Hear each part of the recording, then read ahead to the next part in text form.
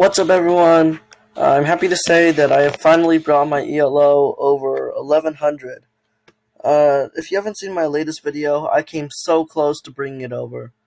But now I finally did. So my opponent started off with e3, and then I just did e5 to take control of the center. He moved his queen out to h5.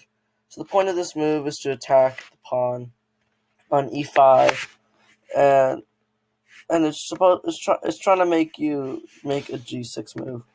At this level, you shouldn't really be making this move. This move would be best around 800 or 900, or possibly even lower. That's when you'll actually have someone fall for it. But I guess someone could fall for it if they're distracted or not really doing their best.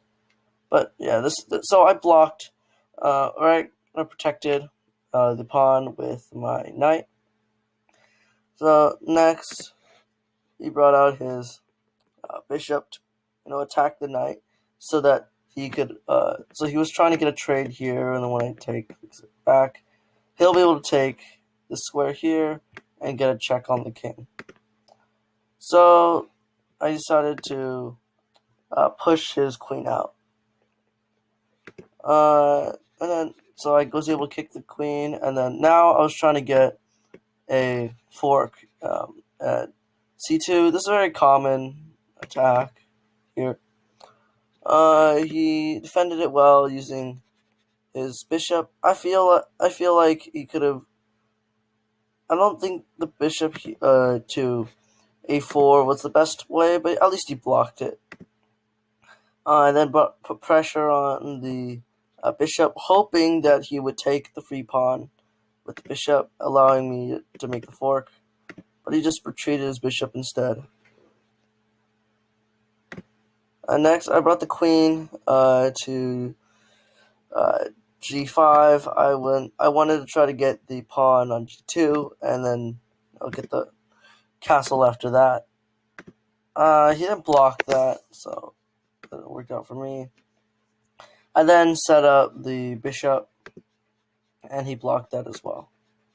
I was setting up my pieces to start attacking the f3 square, where he moved his queen to set up kind of like a attack on my bishop. I was thinking at this point, maybe he doesn't see my bishop going for protecting the knight.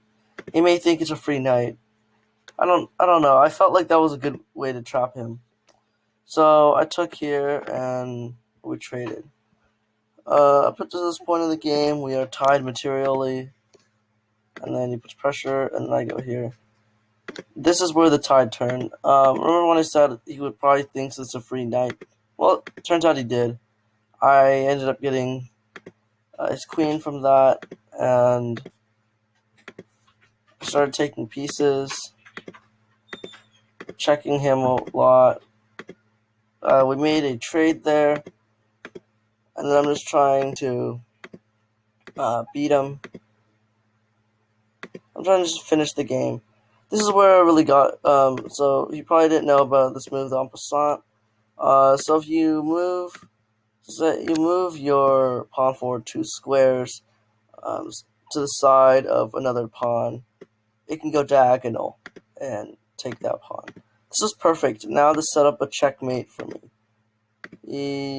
I think he thought that I was going to go for this fork here, which I could have done. So instead of defending against the checkmate, he defended like the bishop. I got the checkmate. So yeah, thank you for watching to the end of the video.